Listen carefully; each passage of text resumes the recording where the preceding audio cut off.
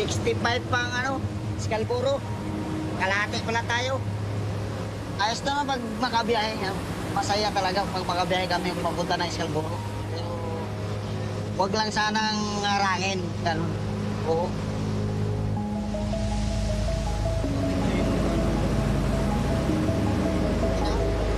Each time Captain De Dong and his crew head out, they fear more than waves and storms.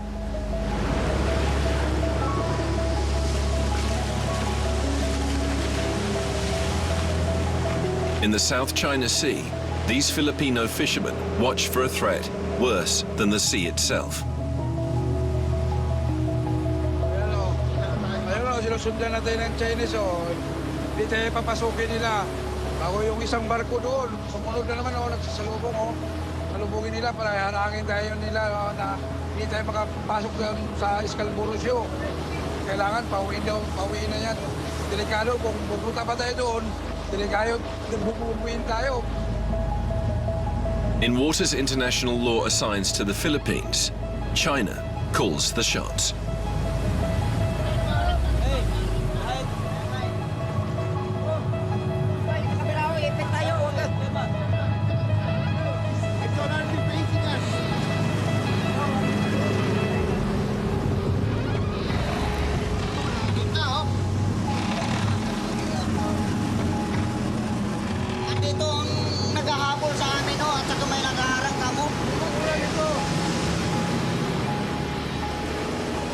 A Chinese trawler chases the boat. A fishing vessel, Beijing turned into a paramilitary ship.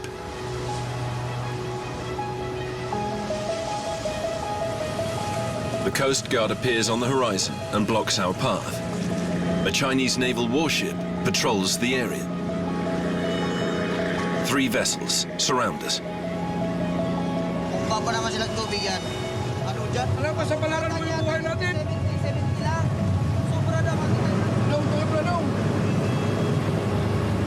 Wala na, hinahabol na tayo eh. Hinahabol na tayo, yun ang hinahabol natin. Talagang hindi na talaga makapunta doon na naramdaman ko talagang delikado na yung Scarborough dyan. Gwardyado na nila. Hindi lang yan mga barko na yan. Marami pa yan doon sa Scarborough. Wala delikado eh. Nakabahan ako dahil subok ko na yan eh. Binumbahan ng water cannon. Dito na lang doon banda sa bahay o sa malapit na lang. Hindi naman pwede talaga dito.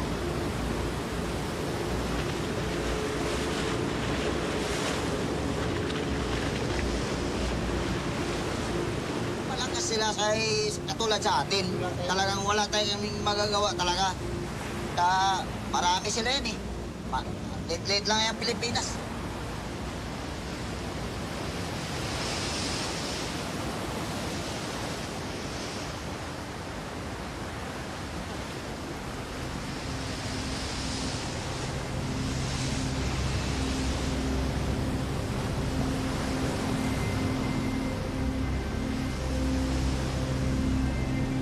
The South China Sea is now at the heart of global rivalry.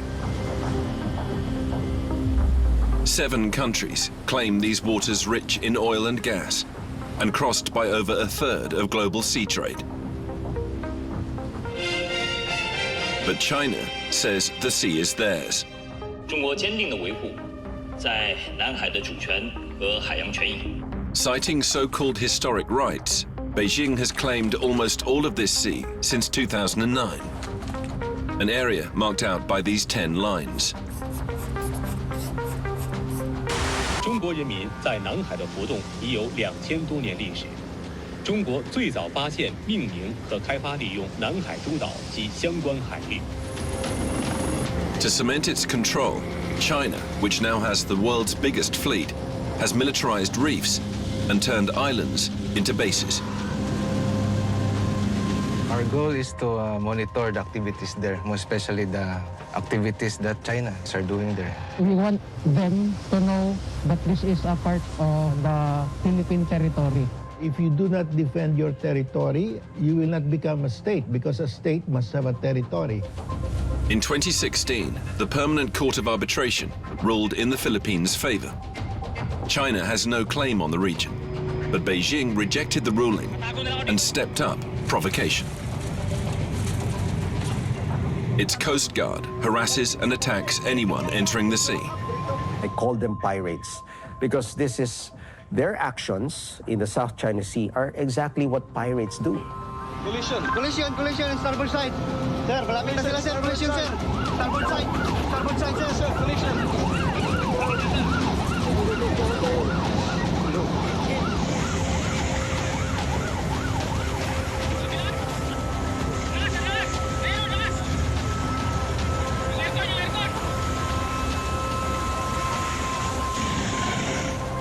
As tensions rise, the Philippines expands naval ties with the US, Japan, and France.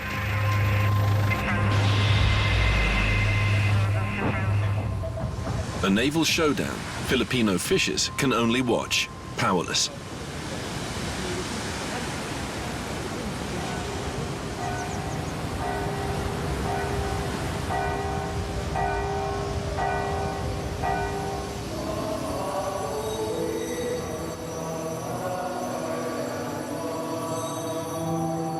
Simulan natin ang pagdiriwang na ito sa ngalan ng Ama, Anak at ng Espiritu Santo. So what do we mean to be brave?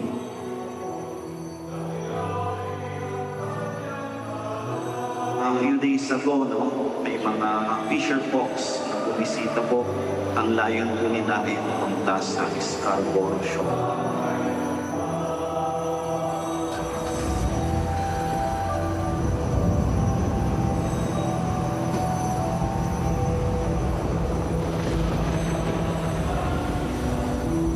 Tiyak naman hindi sila makakarating doon sa kanilang nais puntahan. Pero bakit sila ang tatapang? Bakit ang tapang? Sa kabila ng alam natin na hindi sila makakalapit.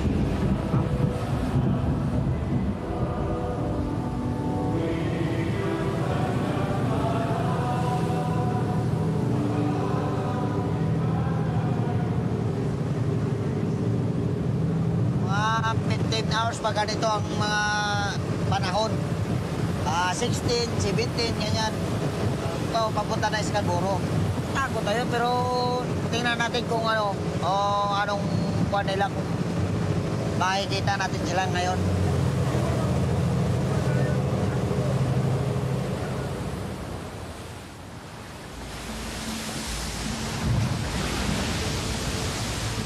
For 40 years, Captain Dodong has led his boat and crew off the Philippine coast. Alive fishing in some of the world's richest waters.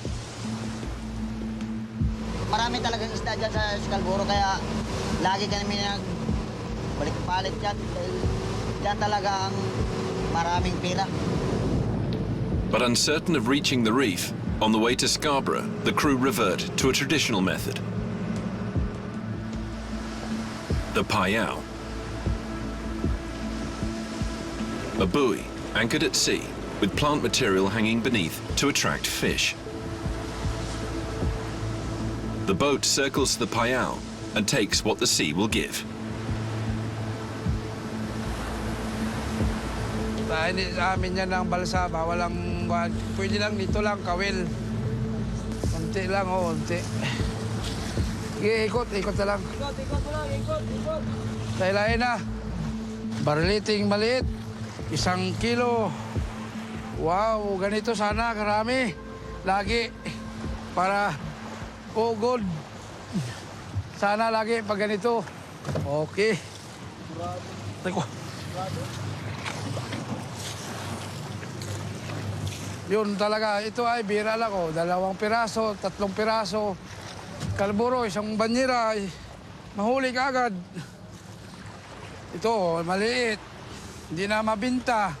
Pangbili ba na lang, pangbigay na lang sa mga kapitbahay. Merong lapu-lapu, maya-maya, Scarborough. Pag maraming ganyan, malalaki, mas maganda din. Mga maya-maya, malalaki. Pangigi. Small. Scarborough is big. Story said, the fish, ang isda akyat sa bangka kasi malakas yung ilaw. Light, malakas ang ilaw. Kaya flying fish. Go inside the boat.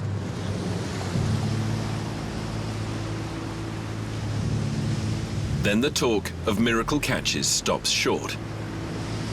On the horizon, the Chinese Coast Guard appears. Malapit na sa Scarborough to kasi kaya ganyan, nag-ikot-ikot na sila. 35 miles na lang, Scarborough na.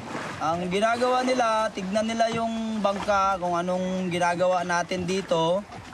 Kung mayroon ba tayong ginagawang move, galaw na... With this threat looming, they stop for the night.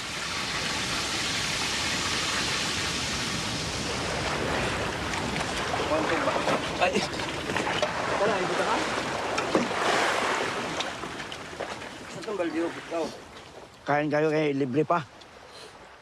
Sa bahay nyo na, wala na. Hindi na kayo makakan. Ang ganito. Suwa na talaga ang Scarborough. Anong masasabi mo? Habang magawa ko, doon lang ako sa tabi, mag-tricycle. Yun na lang. Mayroon din nga napubuhay ako sa tabi.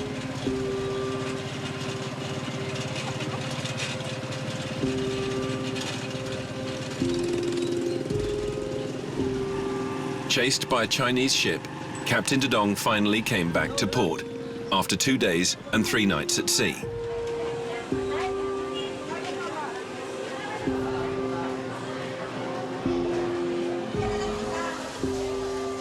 Yaw, wala kaming huli.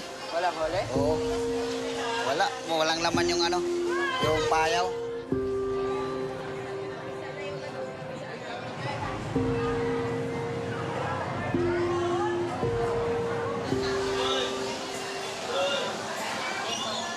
Ito, yellowfin.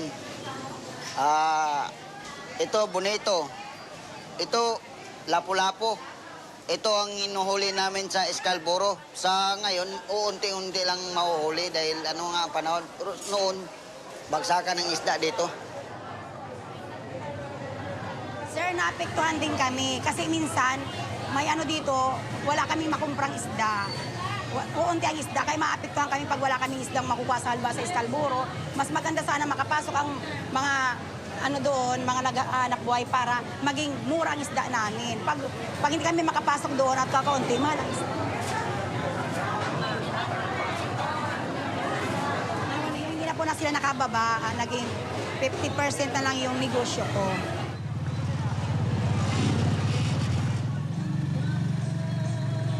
The South China Sea supports over 300,000 Filipino fishers and provides almost a third of the country's fish production. But since Beijing's fleet took over offshore, fishers in Zambales province, like Dedong, say they've lost up to 75% of their income.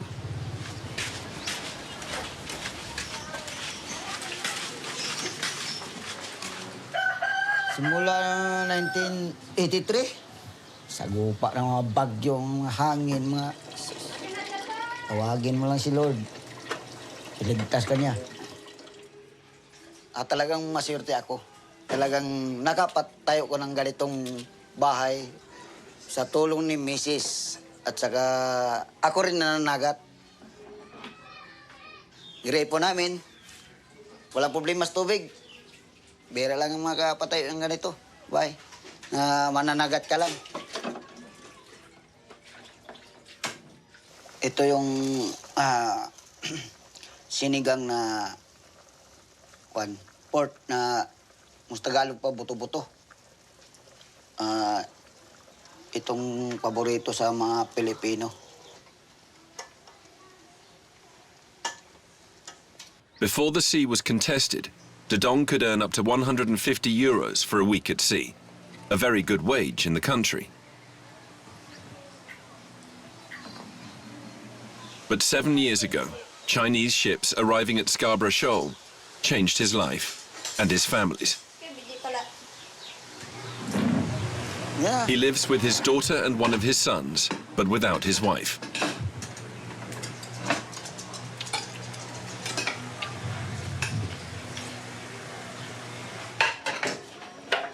Gusto niyang maka-abroad dahil 4 ang anak niya. Hindi ko kayang kayanin ng kung panagat lang. Hindi ko kayanin magastos. Kaya nag-iisip niya nga, nag-isipan niya abroad siya dahil para makatustusan niya yung mga anak niya mag-aaral. Sana yung picture namin, Brian, mama mo? Ito, kumpleto kami nito eh.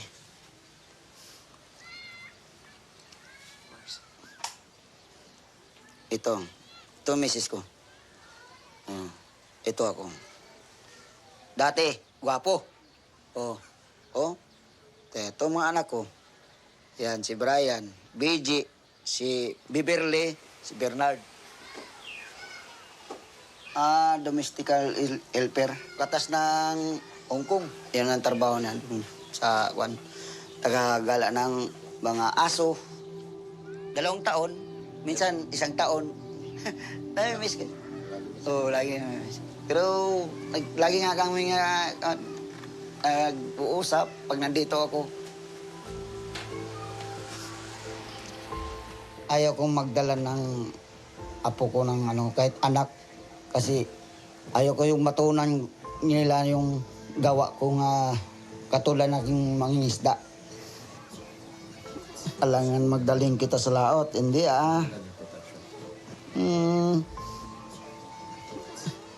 Hindi kita dalhin sa laot.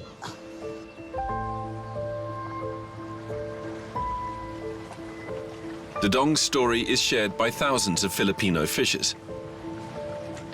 Offshore workers who have watched helplessly for years as their livelihoods disappear.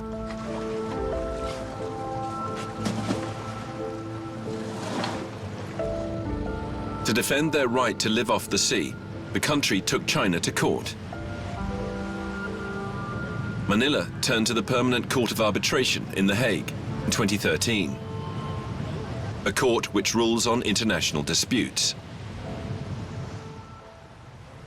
I am Antonio Carpio, a retired justice of the Philippine Supreme Court. My advocacy in the last 15 years has been to defend the West Philippine Sea from Chinese encroachment using the rule of law.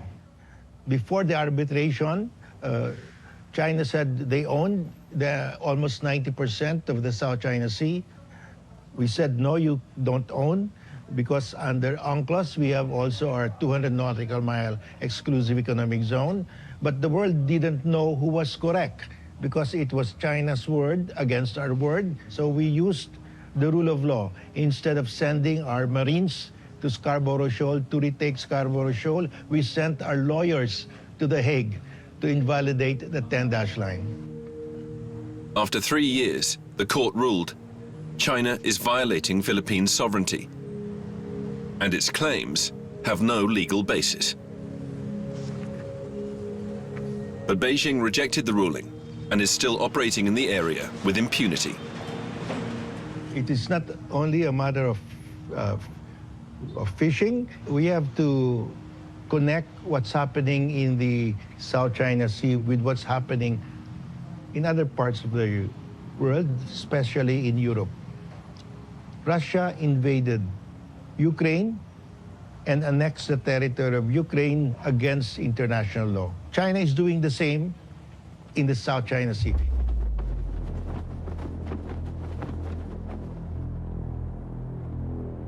Emergencies natin, nasa brief pa rin, ganun pa rin Oo, sir. Hindi dito, hindi ba matay yung dito ba? Dito sa baba, tapos punta yun. Baba pa tayo, sir? Oo. Yung una na is check my messenger. To monitor China's expansion, the Philippine military runs patrols over the waters Beijing covets. A mission we were granted rare access to. Please guide our aircraft, Lord God, and keep us away from any emergencies, Lord God. And we owe our lives to you, Lord God. And in this we pray in Jesus' name. Amen.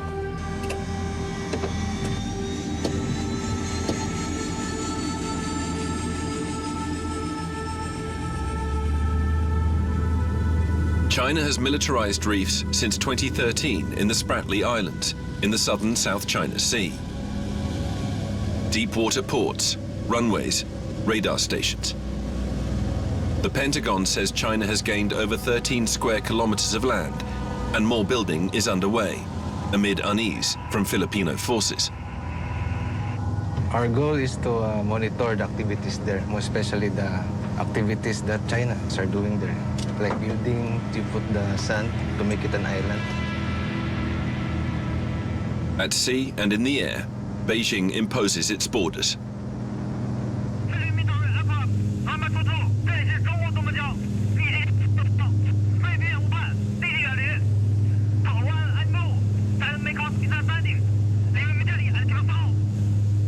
Chinese ship, Philippine government aircraft number 22, conducting routine maritime patrol over Philippine exclusive economic zone.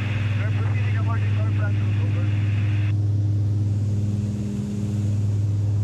In my perspective, they want to take control over the West Philippine Sea because the West Philippine Sea is rich in natural resources that could support their economy in their country. And it is also a strategic point for the Asian trade and for the military bases.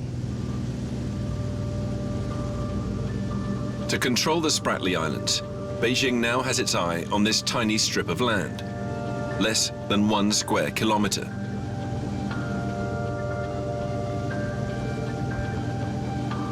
Pagasa Island, a fragile outpost facing Chinese ambitions.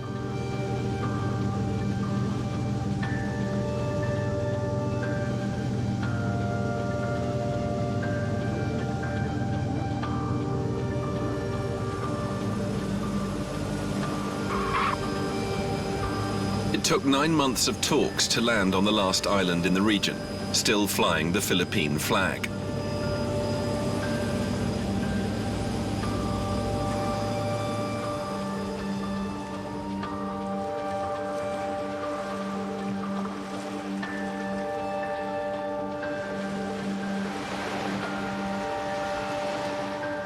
About 900 kilometers from Manila, it's the island furthest from the mainland. Military and civilians live here since the late 1970s.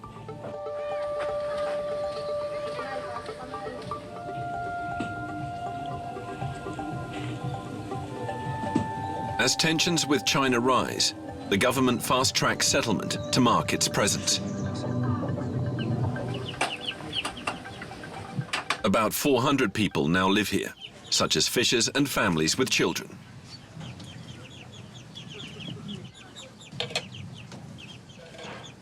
Medyo. Tong pahinga ako tong maasin, tong konti pa tong asin. Medyo maano pa.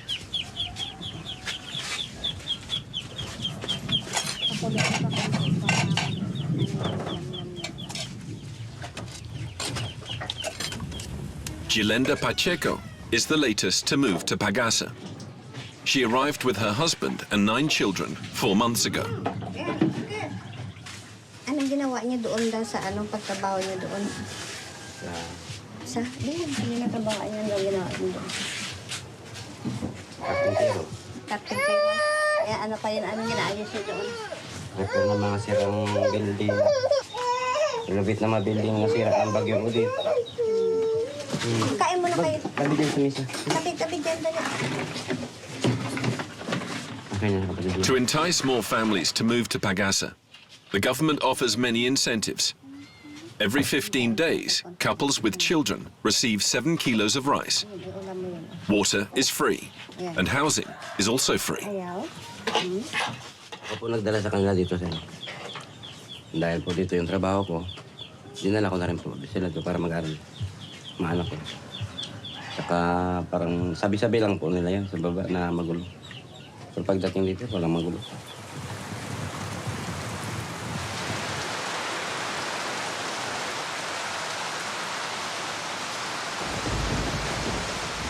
Ganito po yan dito, sir, pag nag-aulan, nagatulo po pag umuulan. Dasal lang na huwag maghangin kasi pag naghangin, malakas yung hangin. Ito parang lilitarin ng hangin talaga kasi ano na nga to. Medyo sira na inayos lang para may tirahan lang kami. In the heart of the South China Sea, Pagasa is regularly hit by typhoons and storms.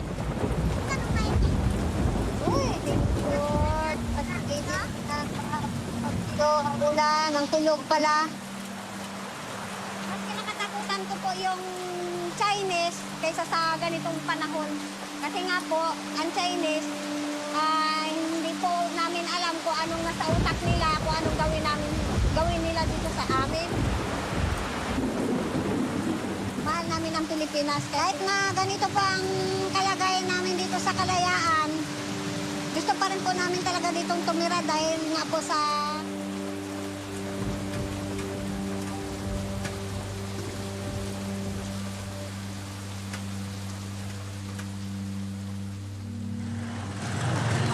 Despite the Chinese threat offshore and harsh conditions, local leaders are trying to develop Pagasa by building a hospital, new housing, and a second school. The first one has about 100 pupils, from nursery to secondary school. Good afternoon, Sir TF. Good afternoon, classmates. Good afternoon. Okay, take your seats. So ngayon, ito topic natin, ano ba ang nagiging epekto ng territorial conflicts and borders dito sa atin? Alam ninyo kung ano ang nararanasan ng bansang Pilipinas sa ngayon. Sino ang may naalala sa nakaraan? Okay, Jeline? Binomba po ng Chinese Coast Guard po yung barko po ng BIPAR. Yes, no? Na kung saan is binobomba sila apan na mag-cross sila sa borders na sineset ng China na sa kanila yon. Tama? So kung pinagagawan ang West Philippine Sea ng Pilipinas at China, sa paningin mo, both sides ay magiging mapayapa? Oo o hindi? Hindi po, kasi ano. Bakit? Sino makatulong kay Erica? Oh, Jeline. Ano po, hindi po sila magiging payapa, sir, kasi ano po sa China po kasi, hindi po sila magiging payapa po hanggat hindi po nila nasasakop yung West Philippines.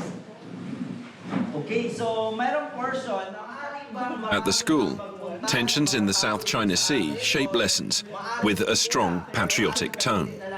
I'll give you a time. Gumawa kayo ng slogan about sa West Philippine Sea. Para sa inyo, para kanino ba dapat ang West Philippine Sea? Magandang epekto nito kapag sinasama natin sa curriculum ang West Philippine Sea, part of the curriculum, ay nalalaman or nagiging aware ang lahat ng mga kabataan, hindi lang yung kabataan, pati ang buong Pilipinas na mayroon pala tayong karapatan sa ating karagatan. Gusto magsalita regarding sa West Philippine Sea or sa kanyang ginawa? LJ, explain dito sa harapan yan.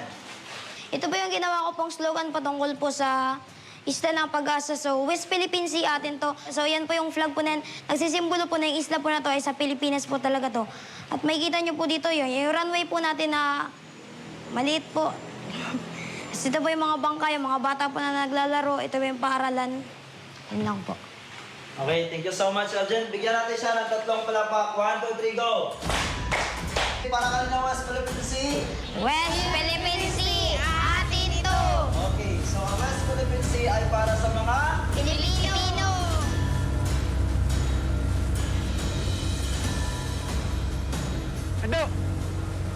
Pedro, sabihan mo doon, i-monitor to ano. Ito, nasa tapat natin. Ipa-challenge mo yan sa kanila yan. Mukhang yan yung yung CFMD, mukhang yan yung manggugulo sa atin. To protect the island and residents, the army has deployed Marine commandos, elite troops who patrol the coast to assert Philippine sovereignty over these waters.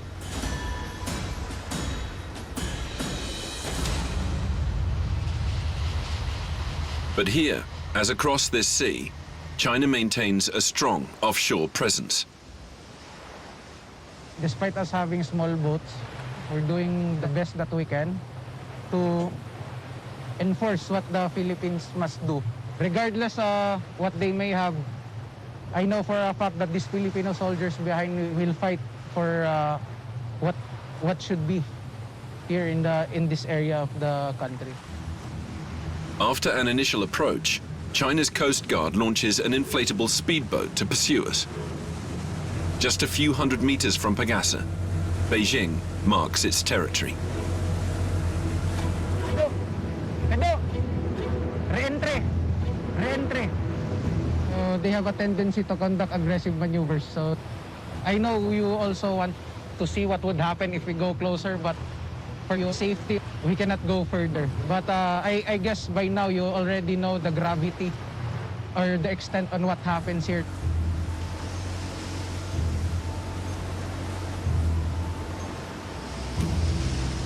These are illegal, coercive, aggressive, and deceptive or destructive activities of China. Because of the several conflicts happening around the world, the Indo-Pacific might not be really within the radars of other countries. But what we want the other countries to realize is that this is a potential flashpoint that could, it could erupt anytime.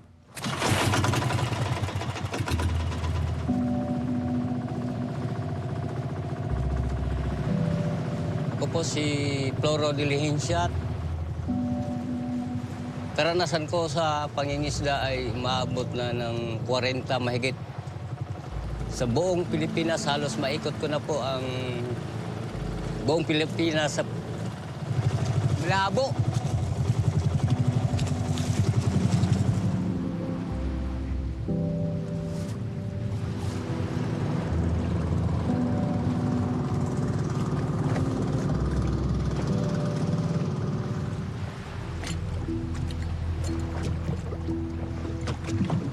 Maganda yung yung magaling na mandaragat. 'Yon ang importante. Kasi walang kwenta yung magandang equipment hindi mo naman pwedeng gamitin panghuli ng isda.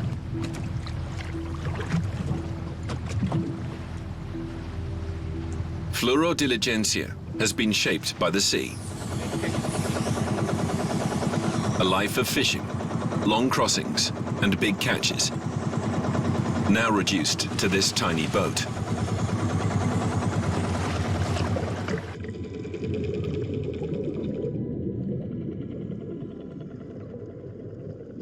Ang ginagawa namin, yung compressor kasi yun yung parang pinakadugtong sa aming paghinga.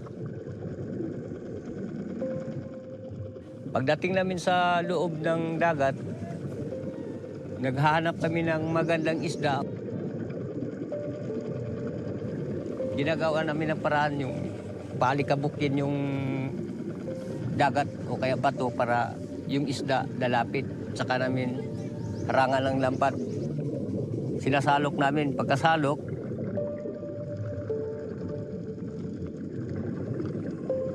ilagay namin doon sa balde na may sipir.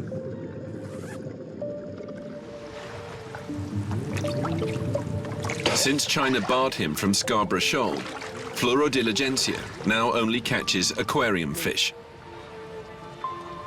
Magandang huli. Makabili na ng bigas. Butterfly fish. Butterfly. Nito clown. Nemo.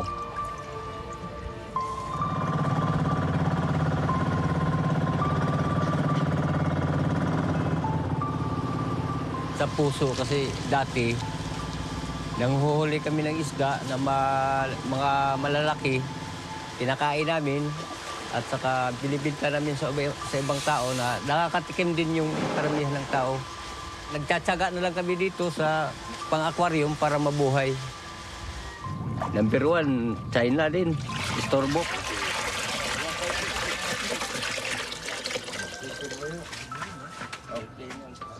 Pansamantala o pwede ring panghabang buhay.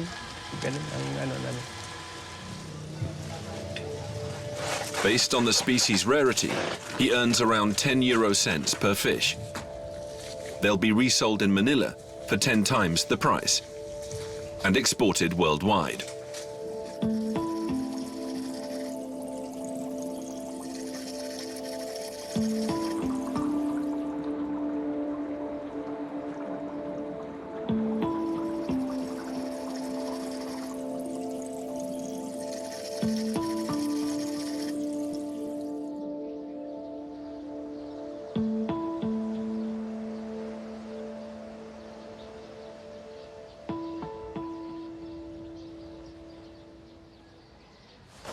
He earns 30 euros a month with it, his only income.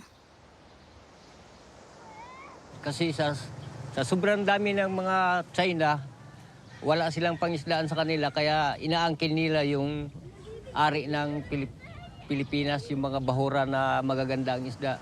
Eh wala na silang maisuporta sa kanilang mga Chinese people, mga tao. Parang ano sa mga kabataan na lumalaki pa sila, eh baka pagdating ng panahon wala na silang mahuling isda o wala nang lugar na pwede nilang panagatan. The sea offers no security for Filipino fishers anymore, but they still hold on to an old proverb. No matter how big the waves, they always pass in the end.